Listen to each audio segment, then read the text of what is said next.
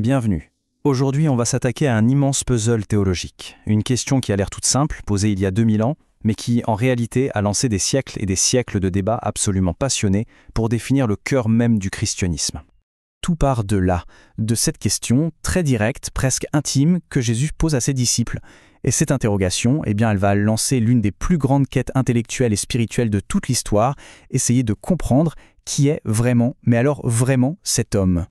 Il faut bien s'imaginer les premières communautés chrétiennes. Ce n'était pas du tout un bloc uniforme, c'était plutôt un laboratoire d'idées en pleine ébullition, où chacun tentait de mettre des mots sur un mystère qui le dépassait complètement. Et c'est justement de cette tension que va naître toute la théologie chrétienne. Alors, avant de plonger dans les différentes solutions proposées pour ce grand puzzle, on doit se mettre d'accord sur le vocabulaire. Il y a deux mots qui sont absolument essentiels pour comprendre ce qui va suivre, hérésie et orthodoxie. Et cette distinction, elle change tout. L'hérésie, le mot grec d'origine aéresis, ça veut dire choisir. Donc un hérétique, ce n'est pas quelqu'un qui invente n'importe quoi. Non, c'est quelqu'un qui choisit un seul aspect de la vérité et qui l'isole de tout le reste. En gros, il prend une seule pièce du puzzle et il prétend que c'est l'image complète. L'orthodoxie, à l'inverse, c'est cet effort constant pour garder toutes les pièces ensemble, pour accepter la complexité du tableau final, même si c'est difficile. Et cette analogie des pères de l'Église est juste brillante. L'orthodoxie, ce n'était pas du tout vu comme une prison dogmatique, c'était plutôt une autoroute. Ça fixe des garde-fous sur les côtés pour éviter les sorties de route, bien sûr, mais ça offre surtout une direction claire pour avancer. C'est un chemin pour aller de l'avant, pas un point d'arrivée. Bon, allez, on y est. On plonge maintenant au cœur du sujet. On va regarder ensemble les grandes solutions qui ont été proposées à l'époque pour résoudre ce fameux puzzle de l'identité de Jésus et surtout, comment l'Église a réagi à chaque fois.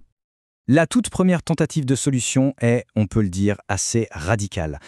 Pour certains penseurs de l'époque, l'idée qu'un Dieu parfait, éternel, puisse réellement souffrir et mourir sur une croix, et c'était tout simplement inconcevable. Alors leur solution a été de dire, en fait, il ne l'a pas vraiment fait. Ça, c'est ce qu'on appelle le docétisme. L'idée, c'est que Jésus n'avait qu'une apparence humaine, un peu comme un hologramme ou un avatar de jeu vidéo. C'est une solution qui a l'air simple et efficace. Ça protège Dieu de toute la saleté du monde, mais en réalité, ça pose un problème absolument énorme. Et la réponse, portée notamment par saint Ignace d'Antioche, a été très ferme. Si Jésus n'a fait que semblant de souffrir, alors le salut n'est qu'une illusion. L'orthodoxie insiste sur un point crucial. Dieu s'est réellement fait homme. Il s'est incarné. Et c'est capital parce que seul un Dieu qui a vraiment partagé notre condition humaine jusqu'au bout, jusqu'à la souffrance, peut vraiment comprendre et sauver une humanité qui souffre. On passe à une autre tentative de simplification et celle-là, elle est encore plus audacieuse. En lisant la Bible, un certain Marcian est frappé par le contraste entre la violence de l'Ancien Testament et la miséricorde du Nouveau.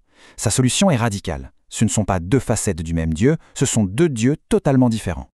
Ce que fait Marcion, c'est carrément de la censure. Il prend la Bible, il jette tout l'Ancien Testament à la poubelle et il ne garde qu'une version nettoyée du Nouveau. Et il mélange ça avec une idée très à la mode à l'époque, le gnosticisme, qui dit en gros que le salut n'est pas pour tout le monde, mais réservé à une petite élite qui détient une connaissance secrète. Face à ça, la réponse de saint Irénée de Lyon est magnifique. Il utilise cette image de la symphonie. On ne peut pas décider d'enlever tous les violons d'un orchestre juste parce qu'on préfère le son des trompettes. Chaque instrument, chaque partie est essentiel à l'harmonie de l'ensemble. Eh bien pour la Bible, c'est pareil. L'Ancien et le Nouveau Testament se répondent et s'éclairent l'un l'autre. Et puis, sur le salut, l'orthodoxie s'oppose frontalement à cet élitisme gnostique. Le salut, ce n'est pas une énigme à résoudre pour quelques initiés. C'est un don, la grâce de Dieu offerte à tout le monde, universellement, sans condition. Attention, là on arrive à ce qui a été sans doute la plus grande, la plus grave crise du christianisme ancien, l'arianisme. La question est simple en apparence. Si Jésus est le Fils et Dieu est le Père, est-ce que le Fils est l'égal du Père ? Pour un prêtre d'Alexandrie nommé Arius, la réponse était un non catégorique. Ce tableau résume parfaitement le débat. Pour Arius, dans la première colonne, Jésus est créé. C'est la plus parfaite de toutes les créatures, d'accord, mais il reste une créature.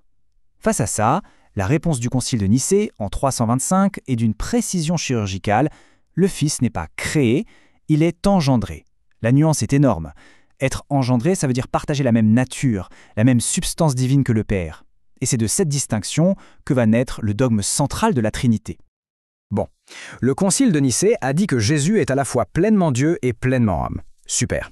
Mais ça ouvre immédiatement une autre question, encore plus complexe. Comment ça marche concrètement? Comment ces deux natures, divine et humaine, cohabitent-elles dans une seule et même personne? Deux solutions extrêmes vont alors voir le jour. D'un côté, le nestorianisme, la solution qu'on pourrait appeler 50-50. C'est un peu comme si Jésus avait deux personnes en lui, une divine et une humaine, qui vivent côte à côte sans vraiment se mélanger. Et de l'autre côté, à l'exact opposé, on a le monophysisme, la solution fusion.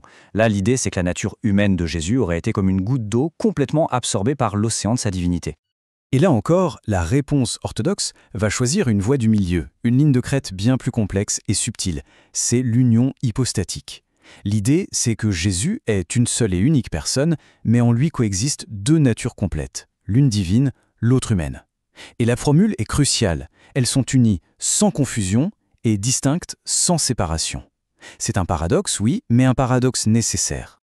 Toutes ces réponses, il faut bien comprendre qu'elles ne sont pas tombées du ciel en un jour. Non, elles sont le résultat de siècles de débats et elles ont été fixées petit à petit lors de grands rassemblements d'évêques, les conciles œcuméniques. Cette frise montre bien comment cette fameuse autoroute de la foi s'est construite étape par étape.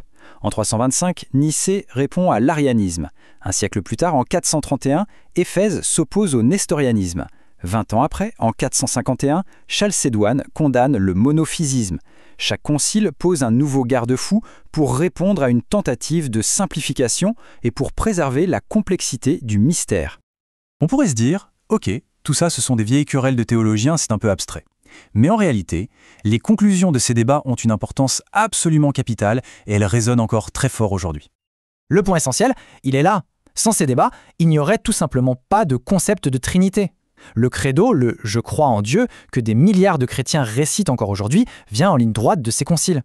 Ces débats n'étaient pas un jeu intellectuel, non, ils définissaient l'ADN même d'une religion mondiale. Et s'il y a une idée à retenir, c'est peut-être celle-ci. L'objectif de l'orthodoxie, ce n'était pas tant d'avoir raison à tout prix que d'éviter d'avoir tort en simplifiant à l'extrême. C'était un effort immense pour construire une foi assez large, assez solide, pour pouvoir contenir un paradoxe fou, un Dieu qui est totalement autre, transcendant, et en même temps totalement l'un des nôtres, profondément humain. Au final, toute cette histoire nous rappelle que la foi n'est pas forcément une réponse simple, mais souvent une tension à habiter. Hier, le choix, l'hérésie, c'était entre un Jésus hologramme et un Jésus incarné entre un Dieu ou deux. La question qui reste entière, c'est, aujourd'hui, quelles sont les simplifications qui nous guettent? Quels sont les choix essentiels qui se posent à la fois? La question, elle, reste bien d'actualité.